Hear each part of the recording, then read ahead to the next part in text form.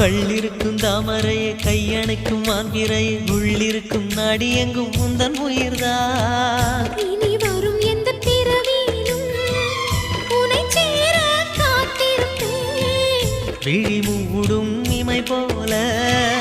விலகாமல் வாழ்ந்திருப்பேன்